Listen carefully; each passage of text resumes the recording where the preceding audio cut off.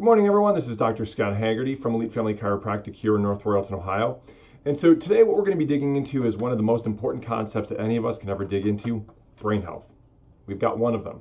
So it's really, really important that we focus heavily on taking care of them. So as we go through today about a number of different concepts that are overarching principles that everyone can apply for brain health. So I'm going to start with a brief overview of the brain, how it works, how it's divided, functional areas of the brain, because I think it's important. You know, many of us go through life and don't know much about this amazing structure that is our brain. But I think that the best doctor is inside of you.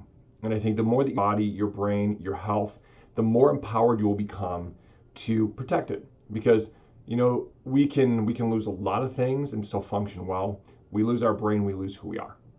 So all the strategies that we're going to talk about today are things that are researched, time-tested, proven, that will help you to have a better understanding of your own body, your own brain, how you can improve your health, beginning literally as early as today. So let's start first and foremost here with what's the brain. So the brain is an organ that acts as the main control center for the entire body. This complex organ controls things like intelligence, the senses, body movement, behavior. The brain weighs approximately 3 pounds. Not huge, but it makes up only about 2% of our body weight. Within the last 10 years, we've begun to really understand more about the brain than all of the past centuries combined. This amazing structure can be divided into 3 primary functional areas: the forebrain here, the midbrain, and the hindbrain. So I'm sure you could probably get some ideas as to locationally where they are, right? Forebrain being up here, midbrain is down in this region, hindbrain is back here. Let's take a little bit deeper look at each section, because if you are a parent of a child with a neurodevelopmental disorder and you're following our page, this will give you some better ideas in terms of understanding of the functional areas and why they matter so much from a recovery perspective for a child, or if you're having some issues with your own brain performance, understanding what may be happening. So the 3 sections of the brain can be housed, they can house different parts. So the forebrain contains the largest and most developed part of the human brain. This is called the cerebrum. The midbrain houses the uppermost part of the brain stem. So we're talking more like right around in this area. And the hindbrain contains the upper part of the spinal cord. The brain stem tissue is called the cerebellum, which is located back here, so just behind the ears. Now, the cerebrum is divided into 4 lobes: the frontal lobe here, the parietal lobe, temporal lobe, and occipital lobes. It is the largest part of the brain. It is composed of right and left hemispheres. Now, if you followed any of our videos in the past, you've heard us use that term, and we'll dig into why that's important, because the more that you understand about the functional divisions of the brain, the better you'll have an understanding of the brain. The brainstem includes things like the midbrain, the pons, and an area called the medulla. The cerebellum, located back here, also known as the little brain or the conductor, is located under the cerebrum. Now, this area here is particularly important because it's the integrator and coordination center for the entire brain. Between the cerebrum and the brainstem lies this thing called the thalamus and another structure called the hypothalamus. The cerebral cortex up here coats the surface of the cerebrum and the cerebellum. Now, when you look at the forebrain, located at the front on your side of the screen to the left, the frontal lobe holds memories, and just towards the top part of the screen there translates the senses, right? Touch, vision, hearing, speech, reasoning, and emotions, and is important for spatial orientation and navigation. The temporal lobe, which is just above the ears, processes sound and language and houses an area of the brain called the hippocampus, which is critical for memory, as well as the amygdala, which plays a role in memory and emotion, respectively. Now, let's connect those 2 together, because if you have a child that's got some neurodevelopmental challenges, or you yourself are having issues with your memory, or you have issues with anxiety, so your hippocampus is what processes memory. Your amygdala is also known as the stress and anxiety center. So that area can become overly active and can affect the function of the entire frontal lobe. The occipital lobe is responsible for visual processing. So that's the area back here. And it allows you to recognize friends, read books, to be able to paint, draw, and be able to see the images. Now you've got the midbrain, which is like the brainstem area, which is kind of think this region up through here. The brainstem relays information between the brain and the rest of the body. autonomic/automatic functions such as breathing, heart rate, body temperature, digestion, motility, all those things are controlled in the brainstem. You've got this area called the cerebellum, which we talked about before, and it coordinates muscle movements, motor control, posture, balance. What they've actually found with the cerebellum is that the cerebellum is a major league regulatory center. So they've actually found in children who have neurodevelopmental disorders that there is significant disconnection between the cerebellum and the forebrain areas, frontal lobe, the prefrontal cortex, and things like that, because there's what's called a diascosis. So if you have a child that has had issues with ADHD or autism or whatever it might be, it's a disconnection they're finding in a lot of research studies now between those two areas, where the information that's coming up the brainstem, the spinal cord, is disrupted, so the cerebellum and the forebrain, frontal lobe, and things like that are not connecting the way they're supposed to. Now, the thalamus, which is kind of located in the middle part, kind of deep into it relays sensory motor signals to the cortex, and it's also intimately involved in regulating consciousness, sleep, and alertness. The hypothalamus connects your nervous system into your endocrine or glandular systems, where hormones are produced via an area of the brain called the pituitary gland, which sits kind of just right above your nose. The cerebral cortex is where most information is actually processed in the brain. So that's the area that separates us from the lower animals. It allows us higher level thoughts.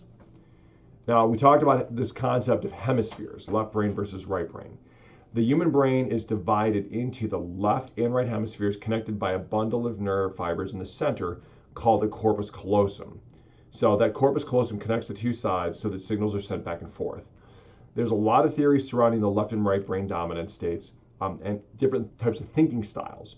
We also know a couple of other important things, that there is opposite-sidedness.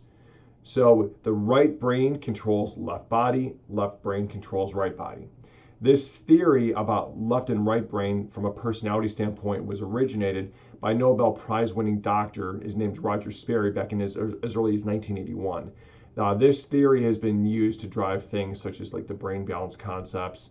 A lot of the things that we do here in our office are driven based upon those hemispheric concepts.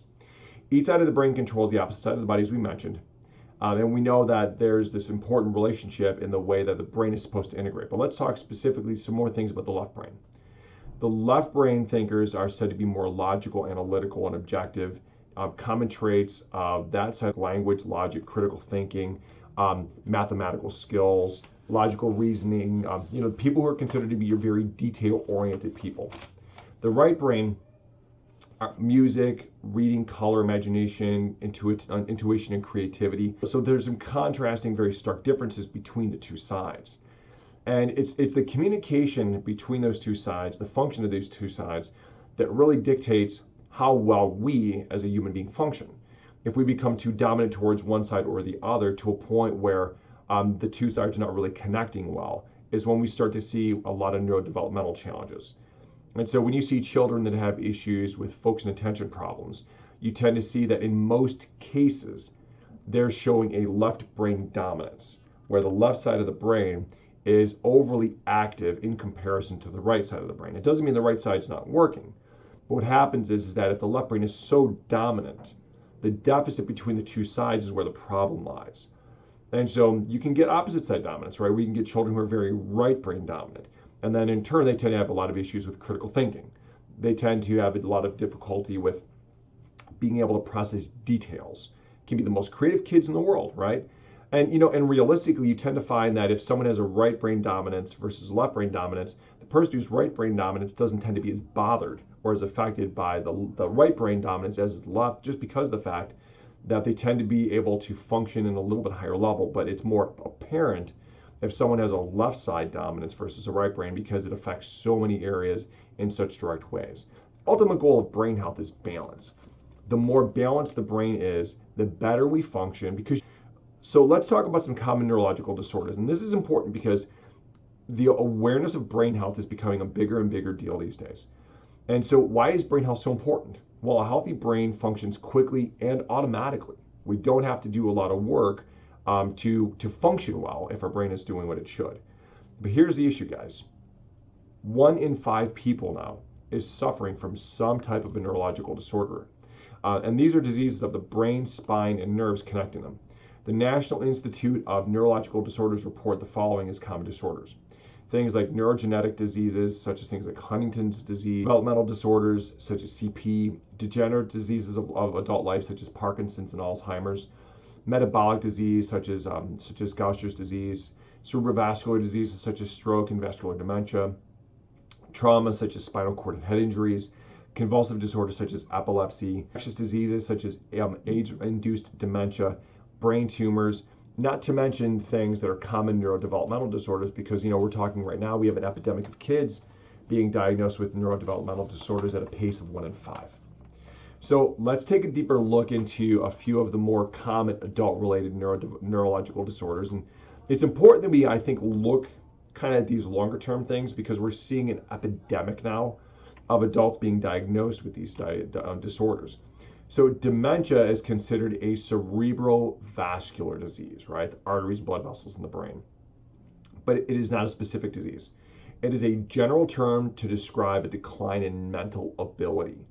Dementia describes a wide range of symptoms. For a condition to be considered dementia, at least 2 of the following must be significantly impaired: their memory, communications and language, ability to focus and pay attention.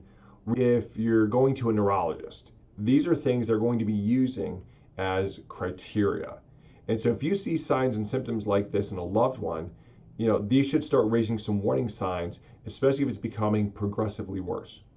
Dementia is caused by brain cell damage, which impairs communication in the brain and may cause short-term memory loss. Many forms of dementia are progressive, meaning symptoms can and will get worse as time goes by. While there's no cure for dementia, some treatment options are available that can be incredibly effective and can preserve existing brain tissue. A number of prevention strategies have been identified as helpful for reducing risk. We'll be discussing them here in more detail in a few minutes. Prevention strategies, amongst the top of that category, go through reducing things such as cardiovascular risk factors, physical exercise, and diet. We're going to dig heavy into those. Now, Alzheimer's is a degenerative disease and the most common form of dementia, and it's affecting millions. Over 5 million Americans right now live with Alzheimer's. 1 in 10 people over the age of 65 has Alzheimer's. Early onset Alzheimer's affects approximately 200,000 Americans under the age of 65. Minor changes in the brain occur long before symptoms show. Here's some really important prevention factors. So if you're taking notes, I would suggest that you write these down. So big time prevention factors are: 1, they've shown that the overconsumption of carbohydrates, dysregulated blood sugar, is being shown to be the primary contributing factor to a later onset of Alzheimer's. They're actually considering Alzheimer's as a type 3 diabetes. If you're familiar with folks that have diabetes, one of the biggest risk factors with type 2 diabetics is peripheral neuropathy, where they start getting loss of sensation, death of nerves in fingers and toes. And it's progressive. Well, what they're finding is that more than likely Alzheimer's is type 3 diabetes, where it's attacking and killing brain cells. So risk of Alzheimer's is shown to be doubled in type 2 diabetics. Now, there are many people who will go through an entire lifetime without ever being diagnosed with diabetes. That's why they're seeing this escalating so rapidly, is because what they're realizing is that many of the people who are coming in who are presenting Alzheimer's symptoms can also increase the likelihood of this. That would be things like saturated fats that come from inflammatory meats such as pork and beef. And these are things that, obviously I think these are kind of common knowledge at this point about the need to watch your bad saturated fats. Not all saturated fats are bad, guys. There are good saturated fats, things that many of us need. But when you look at these hydrolyzed fats, they attack the brain. These trans fats attack the brain. When you're looking at inflammatory beef, inflammatory pork, all of those things can attack the arteries, the blood vessels, the brain. Heart disease also increases your risk of dementia, as arterial stiffness is associated with the building up of what are called beta amyloid plaques in your brain. And so the diagnostic criteria they utilize when they go through and evaluate is there the presence of these beta amyloid plaques in the brain. And when they go through and they analyze the brain, they're always looking for these beta amyloid plaques. Let's talk about stroke here for a minute. Now, a stroke is a little bit different, right? A stroke is actually considered an attack on the brain. A stroke occurs by an obstruction of blood flow to the brain, causing brain cells to die from lack of oxygen. Now, this is a very rapid onset type of condition. The effects of a stroke are dependent on where it hits the brain, because one side of the brain controls the opposite side of the body. Different functions may be impaired. Stroke occurring on the right side, quick memory loss. Stroke occurring on the left side may lead to things like paralysis of the right side of the body, speech and language problems, slow, cautious behavioral impulsivity issues if parts of the frontal lobe are affected, and there's a number of different issues. Now, a couple of stroke facts here for you. 800,000 new or recurring strokes happen annually. That is a huge number. And the crazy thing is up to 80% of these strokes could have been prevented. Stroke is the 5th leading cause of death in the United States, and stroke is the #1 cause of adult disability in the entire United States. Now, let's look at some preventative strategies here from the perspective of neurodevelopmental disorders. So as a parent, grandparent, you always want what's best for your child or grandchild. Here are some suggestions that we can utilize today from the prevention standpoint, and that will definitely be beneficial to you. Now, if you've been following our page for a while, some challenge with brain function that not sure if it's a problem yet, but boy, if we could cut it off, it would be great. But with our kids, right, we want so much for our kids to have these amazing healthy quality of life, to develop optimally, to not deal with challenges and issues. And so I think it goes without, it influences the development of your baby's brain. We know that stress during the pregnancy, chemical, physical, and emotional stressors, can directly affect the development of your child's brain. But there are also other factors that we want to make sure that we're addressing, right? And I'm going to step back because some of these tie directly back into each other. When we talk about nutrition, right, providing local and organic produce to reduce the intake of pesticides.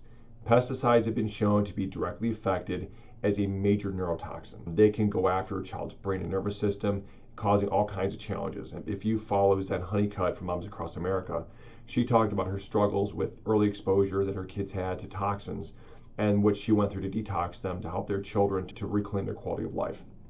Ensure that your child is drinking plenty of water to remove the toxins. And this is something I talk about constantly, is dehydration is a big issue with kids. And dehydration, and let's talk about this, water, not pop, not Gatorade. Gatorade is crap, right? Like moms and dads, Gatorade is garbage. If your kid's drinking soda, if your kid's drinking Gatorade, get it out. Plain water. They don't need to be drinking sugars, because guess what sugar does, right? Sugar causes brain inflammation, which causes your child to have more challenges with brain function. But it also sets the stage for that dementia and the Alzheimer's later on down the road, because you get this chronic low-grade inflammatory state. Avoid heavily processed foods, trans fats, foods that are high in sugar and artificial sweeteners, because artificial sweeteners actually have a very similar effect on blood sugar, which is really messed up, right? It's supposed to be something that's a lower calorie alternative, but instead what the artificial sweeteners tend to do is they tend to cause dysregulation of the blood sugar. You want to try and live in your home, getting things like Clorox and all of those chemicals out of your house is so important, because those chemicals, they build up in your body. And there's some great alternatives out there. I know in very simple things. For example, we use a disinfectant in our home called Solugard, and it's just a combination of thyme, oil, and citric acid, but it kills everything, including COVID. And it's just a wonderful natural alternative. They've got other enzymatics that they use that break down things and they clean everything. And they work, in my opinion, better than what we were getting with the chemical products without all the nasty chemical smells, which is great. Avoid fabrics treated with flame retardants. Those flame retardants are very, very nasty toxins. Look for natural fiber furniture if possible. And I know these can be difficult and obviously cost prohibitive, so you do what you can, right? It's really important, obviously, we look to try and do things to try and minimize our exposure for our kids. Sunblock, that is completely safe. I use it myself, and it actually works better than any other sunblock I've ever used. Try cloth diapers if possible to avoid exposure to chemicals, and disposable diapers and to keep wetness away. Now, there's also other good diapers that are coming on the market that are chemical free, but if cloth is an option for you, definitely I would look towards trying to do that. Dentistry, as much as possible, look towards a holistic dentist. Avoid the overuse of fluoride, and 100% you must avoid mercury-containing fillings. If your child needs fillings for any reason, you absolutely have to demand no mercury. Mercury, especially in a child, can accumulate in the brain and directly alter brain function and development. And, obviously from the developmental side, encourage things like frequent physical activities, incorporate brain gym type exercises, limit screen time. And I want to speak to this. I had a conversation with the dad the other day about this. We have seen in the course of the last 20 years an epidemic rise in the rates of neurodevelopmental disorders. And there's a lot of things that contribute to that. One of the things that really has made it so much worse, is screen time. We see epidemics of kids now spending hour upon hour upon hour on screens, to the point now where the World Health Organization has actually created a diagnosis called video gaming disorder. Moms and dads, I know that your kids might love their video games, but it is beyond awful for their brain function. They get so little physical activity, and kids will be stuck on video games for hour upon end. And I've heard a lot of things, especially with COVID stuff. Well, it's the only time they get, association with their friends. I get it, but strong limits, because it's so terrible for their brain to be locked into video games for hour upon hour. It robs them of needed physical activity. It robs them from needed stimulation. It locks their brain into this high state of arousal, which makes symptoms of ADHD and all other conditions significantly worse. If I can make one plea to you, get your kids off of video games. No more than an hour a day. And if they're doing more than that, you're going to see the effects of it. Because over time what happens is their nervous system becomes more and more and more aroused from video games. And you're going to fight battles down the road that you don't want to, which is trying to get your kids to unlock from video games when you don't have the controls anymore.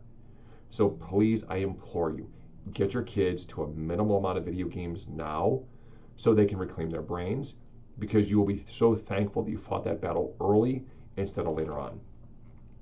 Now, moms and dads, let's talk about some preventative strategies for you guys.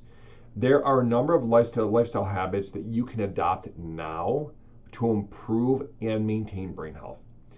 Lifestyle changes can be broken down really into a few basic categories. Number one, your physical health. And so physical health includes things like exercising, getting adjusted, just general movement. The more you move, the better that your brain functions. Interference at your spinal cord, spine, directly affects brain function, creates a stress that activates the amygdala and alters the function of the hippocampus in the front, in the forebrain frontal lobes. Really takes down health. Stay well, get adjusted every week to every other week at bare minimum. You have to address diet and nutrition. Brain health absolutely is intertwined with your nutritional state. Cognitive activity, keeping your brain active, and social engagement. These categories have been shown to reliably help keep your body and brain healthy, to potentially reduce the risk of cognitive decline. I've done lots of research on this, guys, and this is so powerful. Research has found combined more than any single activity. And in the next few slides, what I'm going to do is I'm going to discuss ways to incorporate these categories into your lifestyle today. So let's talk about exercise. Many studies have found an association between physical activity and reduced risk of cognitive decline. Try engaging in regular physical activity and cardiovascular exercise to elevate your heart rate, blood flow, and oxygen to the brain. There is gobs of research on this. And all of the studies point to the same thing. The brain functions better with exercise for your kids and for you. So it's critical to get physical activity. Physical activity, you can walk with a friend, you can take a dance class. The more you move your body in different ways, the better that the brain gets stimulated, so which is awesome. Take a dance class, join an exercise group, go golfing. I would tell you that in this, I think it's really important that you have a good balance. There has to be a strength training component as well as a cardiovascular component. If you can make your strength training cardiovascular, awesome. There's a lot of great things out there like HIIT training, Tabata training. A lot of folks like to do these more higher intensity intervals. They do both, get the heart rate up, and they cover both things all at once. The WHO recommends adults that they get at least 150 minutes of exercise each and every week. Aerobic activity should be performed in at least you got to make sure that you're incorporating strength training at minimum 2, but realistically 3 to 5 days per week is really the ultimate.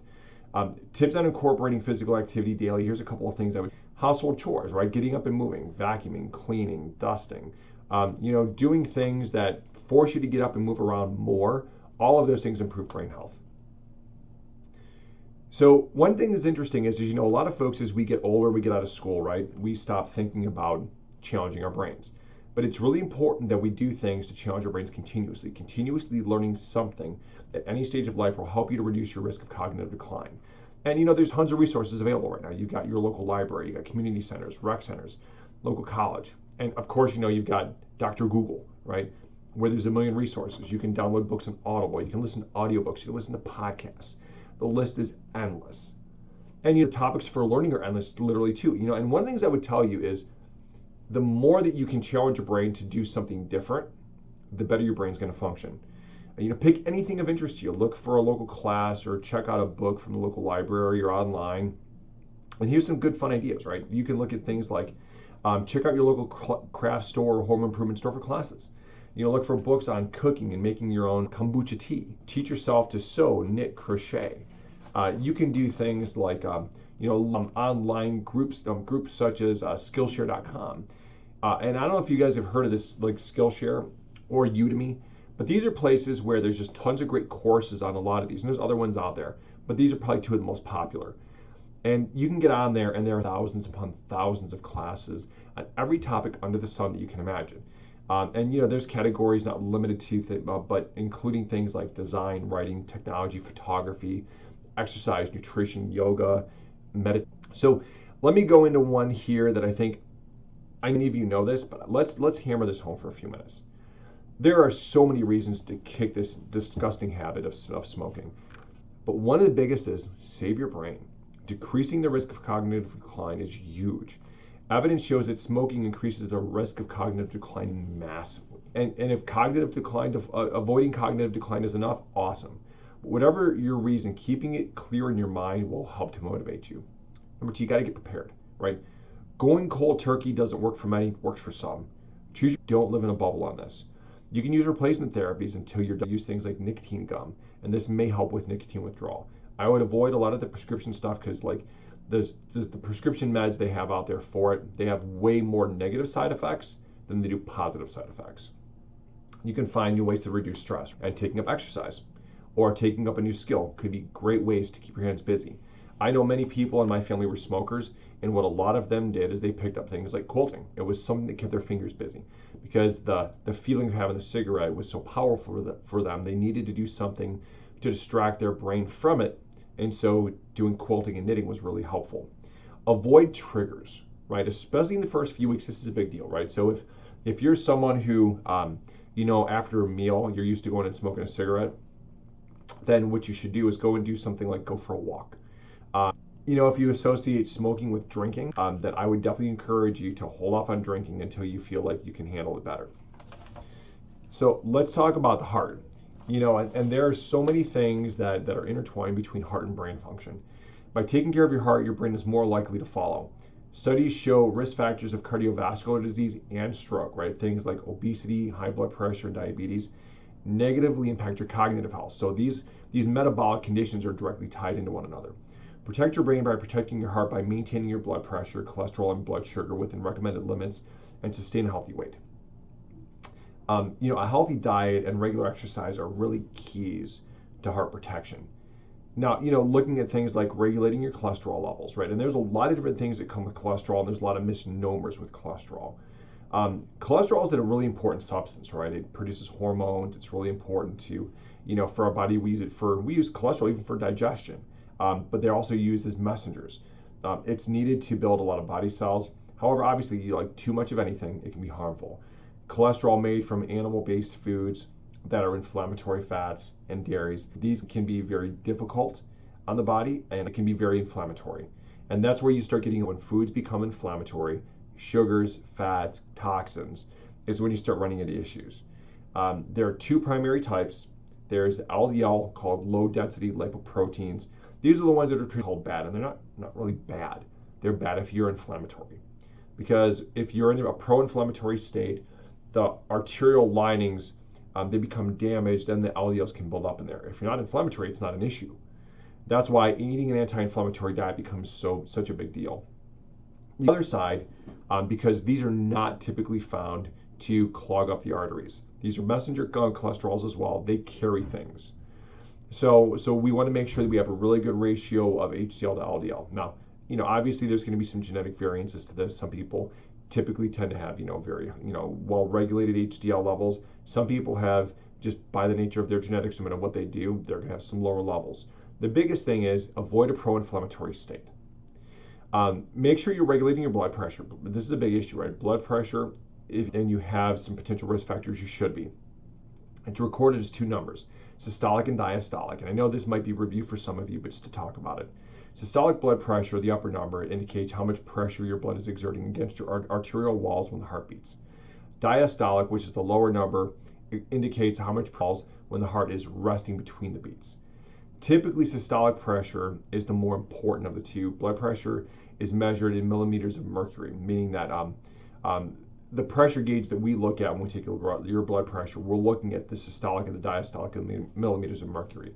Typically, we like the range for your systolic to be less than 120 and the diastolic to be less than 80. When it starts to climb above above those numbers, when we start to see issues. Now, keep in mind that it is normal because of aging to start to see those number ranges expand a little bit, because some stiffening of the arteries is normal as you do get older, but the better you can regulate those numbers, the better. Now, obviously, injuries are a big issue. If you sustain an injury to your brain, this can greatly increase the risk of decline, because, even minor injuries can create a pro-inflammatory state in the brain that can go on for quite some time. And so it's important that we can control these factors as much as possible. So doing things that we take safety precautions for, like wearing a seatbelt when you're in the car, wearing a helmet if you're riding a bike or a motorcycle. Take steps to prevent falls. And common factors contributing to falls are things that we don't even think about. Like inactivity is a really common cause of reduced balance, coordination, flexibility. And there's easy fixes for this. Doing things like yoga is a tremendous way to improve your balance, strength, and stability. But then you may be more likely to trip if you can't see obstacles in your way. And there's easy ways to get this, right? You can go to your local Costco and get glasses, or you can go to any vision store and make sure that you've got proper fitting glasses and keep your prescription updated. Dehydration can also cause people to fall, so making sure you're drinking plenty of water. And this is a really common issue that we address all the time, is dehydration as a common cause of issues with dizziness. Check your home environment for simple modifications, things like tacking down loose rug to avoid the chances of tripping. Little things like that can make a big difference. So making sure that you're getting plenty of sleep, and not enough sleep is a huge issue, because issues like insomnia, sleep apnea, these can really impair memory and thinking. Insomnia can be caused by specific substances and certain biological factors. Some of the more common things that we tend to see are issues with like nasal and sinus allergies, arthritis, asthma issues, chronic low back pain, chronic pain conditions. They can be big impactors on night's sleep, but also things like chronic anxiety. They can be huge impacting factors. And so here's a couple of things that I want you to understand that can help you to get a better night's sleep immediately. Number one, make sure you're well adjusted. If you're in pain, then it's going to be difficult for your body to relax. Getting adjusted helps your body to relax, because it turns on the parasympathetic rest, digest, growth, development, healing side of the brain, so you can get into a more relaxed state. Number two, avoid using your computer or phone close to bedtime, at least an hour or more. Try incorporating some stretching or yoga before bedtime. A warm bath or a shower can be helpful sometimes for folks. And so if that's something that you've never tried, you may want to give it a whirl. Meditation apps such as Brain Tap and the Calm app can be helpful. If you're able to self-meditate, awesome, go for it. Try reading a book that doesn't require a lot of intense thought to calm your mind. Obviously, avoid caffeine close to bedtime. Trying to cut off caffeine consumption midday is a big deal, because unless you're super acclimated to caffeine levels, most people, if you have caffeine in the latter part of the day, it'll keep you awake. So mental health and stress, studies report an association between depression and a dramatic increased risk of cognitive decline. Managing stress levels is a conversation I have every day. Managing stress can help to reduce symptoms of depression, anxiety, or other mental health concerns, but boy, can they dramatically spare the brain when you deal with stress. There are many techniques you can try for managing stress. Number one, obviously, is getting adjusted. Getting adjusted improves stress adaptability dramatically. There's lots of research studies that have shown this. We have lots of clinical evidence to see this, because one of the tests that we use is a thing called heart rate variability. And so when you get adjusted, improvements in heart rate variability, which is stress adaptability immediately. Stress adaptability immediately. Physical activities are a huge thing, right? Exercise helps us to release our feel-good hormones called endorphins. Deep breathing is a big deal when you learn to deep breathe through the diaphragm, doing deep diaphragmatic breathing. That activates your parasympathetic nervous system, helping to calm the brain, lowering your cortisol levels. We talked about yoga. Yoga is awesome because yoga incorporates breath and movement, and this is a very potent stress reliever. Try a relaxing form of yoga in the beginning, like restorative yoga. Many people find tremendous benefits from doing restorative yoga. Meditation, as we talked about, can be powerful. It teaches mindfulness and can have a positive impact on your mood. And guided visualizations, I think, are great because, like, when you talk about like brain tap, right, it's guided visualization. And it helps you to train your brain to have a different type of stress response, different mindset, different viewpoints, which is huge. Many people, and I've seen a lot of this firsthand, really benefit from essential oils or aromatherapy. They can calm the brain. They can help you feel better. A carrier oil like coconut oil. And of course, journaling. One thing I think that is really underutilized is journaling as a way to write down things that are on your mind. A busy brain, a brain that is not actively able to go and resolve its problems, is one that repeats the same cycles over and over again. So writing down things can be a great way to put on paper the things that are keeping your brain busy. So if you've got a lot of issues with shutting your brain off at the end of the day, right, or shutting your brain off in general, write down the things that are on your mind and then revisit them on your list later on down the road. There's even great apps for that. One of the things I use is an app called Evernote. And Evernote's wonderful because I can put anything that's on my mind in there and I can set a reminder to follow up on it within the app. So if you've never used Evernote, check it out. Great app. I love it. So being socially engaged can really help to support brain function. Pursuing social activities that are meaningful to you can be awesome. And here are some ideas to get more social interactions. Now, first, find ways to be a part of your local community. Volunteer at a library, right? If you like to read, that's a great way to do it. Join a club. Teach English as a second language. Read to children. See if a local park needs gardening volunteers. Animal shelters are always, if you don't have pets, or you can't have pets, or you don't want to have a pet, but you still want the companionship of animals, go and work at a local animal shelter. Join a choir. In church involvement, I think your spiritual community to support you is tremendous. So if you've, and I know a lot of folks here with the COVID pandemic have backed out of their churches and their support groups. Get back in, especially right now, if you're feeling stress, being in that supportive environment of your spiritual community in your church can be incredibly powerful for right now. So I cannot state that enough. You can also do other things, like you can join or start a book club. That's phenomenal, right? You get into a book club, it gives you something where you're always having to challenge your brain because you're reading through books together. The other thing to keep in mind is challenge yourself. And I know I mentioned this a little bit earlier, but this is a big deal, right? Mentally challenging activities are great for keeping your mind sharp. Anytime that your brain has to learn a new activity, new neural pathways are being built, created, and stimulated. And you can do things like working on puzzles, participating in strategic games, learn how to play an instrument. Huge one, right? This is my personal goal right here, right? I want to learn to play the guitar. That's going to be my new thing that I'm going to do to try and challenge my brain in a different way. Take up painting, stroke, draw. And listen, a lot of people say, well, I'm no good. Well, nobody ever starts good, right? I'm an artist, right? My background before becoming a chiropractor, I was in art school. And I had helped many people who said, oh, I can't draw, I can't paint. Once you know the basics, you build the pathways and you start figuring out the motor control for it. And you get better and better and better at it the more you practice it. So everyone just has to start. Don't worry about where you are now. You can train yourself to be better. Read different styles of books. When you change up what you take into your brain has to figure out a new way to adapt to it. So listen to new podcasts, do things that just get your brain thinking in an entirely different direction. You can also journal and write poetry.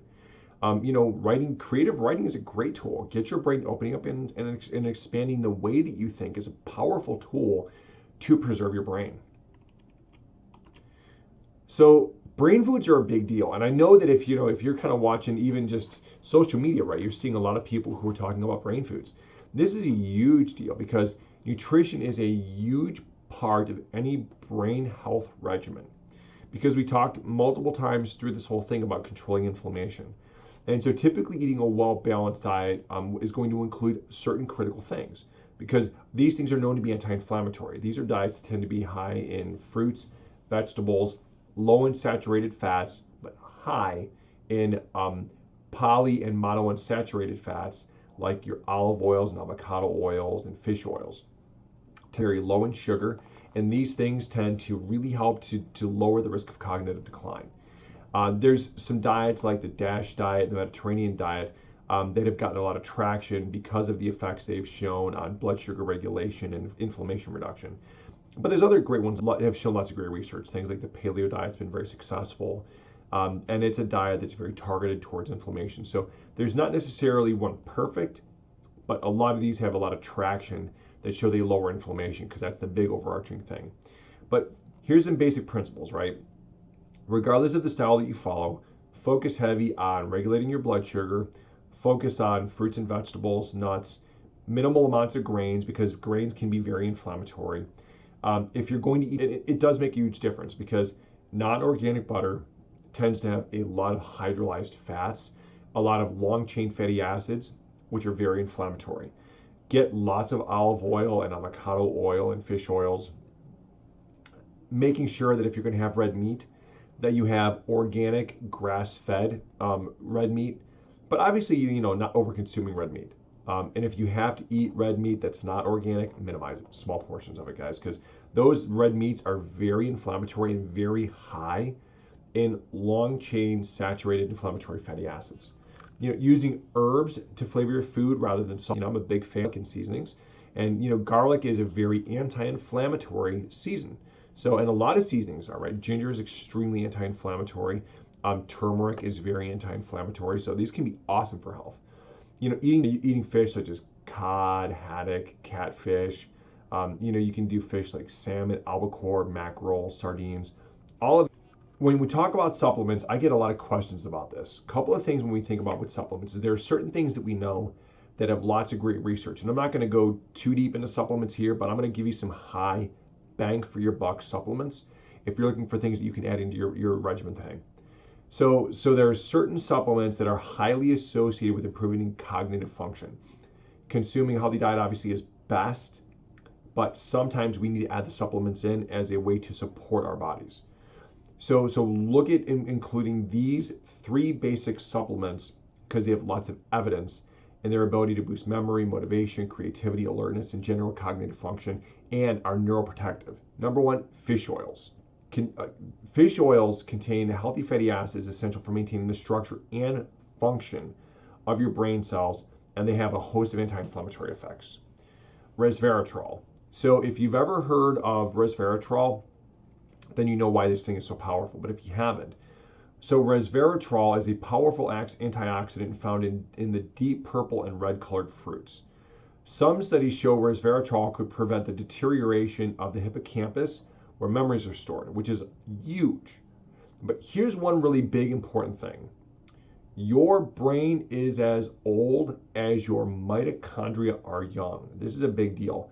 This mitochondria is the powerhouse that lives within each cell. Its ability to produce energy determines how well you function.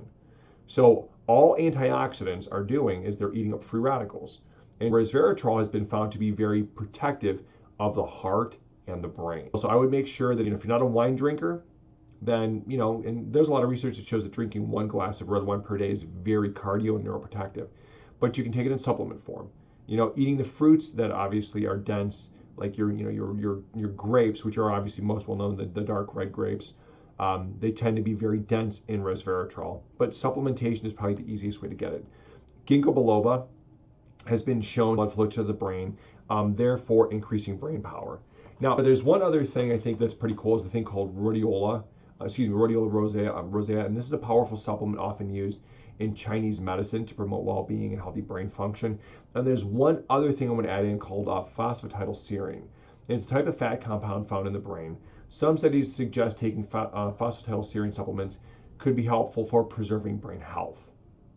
Now, there's one other thing that I want to talk to you about that I've been doing a lot of research on recently. And if you've never heard about laser for the brain, there is a lot of research that has come out over the course of the last several years about the ability of class 4 lasers to improve brain function, because there were research studies around things relating to neurodevelopmental function, to in the way that they function with memory, cognition, anxiety, emotion, personality, focus, attention, impulsivity, using lasers.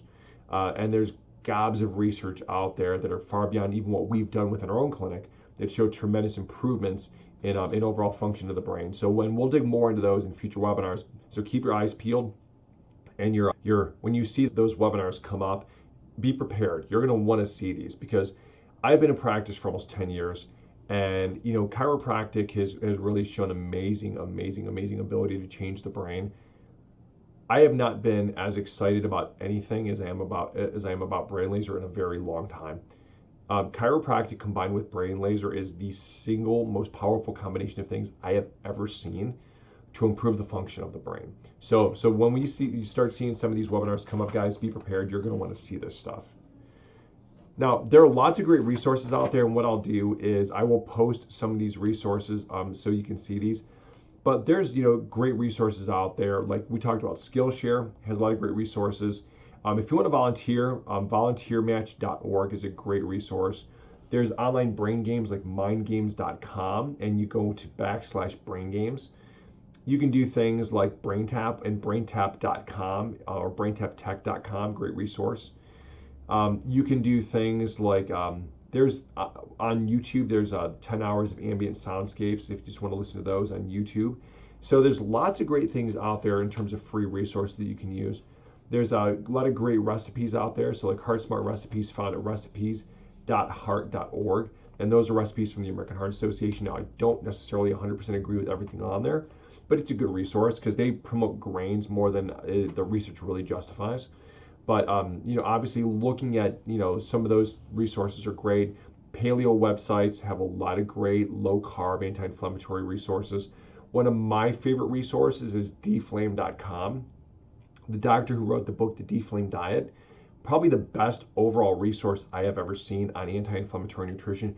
I highly recommend that you go there and buy his books.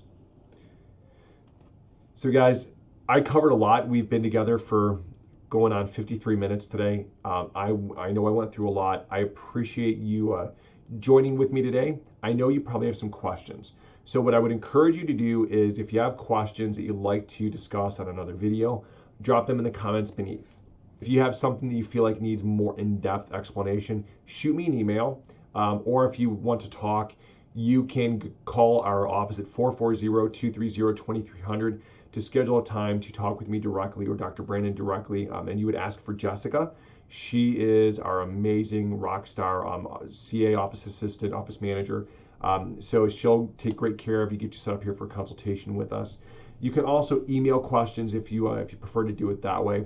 Regardless, we want to obviously provide as much value for you in these videos as we can. So don't hesitate to reach out and send over questions so that we can help you. And the one thing I want to say is I just want to say thanks. I think that this was a great class. I think that there's a lot of value that we can gain from this. And if you have any questions about implementation, we can go through those. I want to make sure that you're able to have high quality brain function here throughout your lifespan. So I think it's really important that we continue to address this topic over and over and over again so that you can live a life of amazing health. All right, guys, this is Dr. Scott Haggerty. Thank you so much for being with me on this journey today. I hope you got lots of value from it. Let me know what other questions we can answer for you and how we can help you to live a better quality of life. Love you guys. Thank you so much for being here. God bless you, and we'll see you in the next video.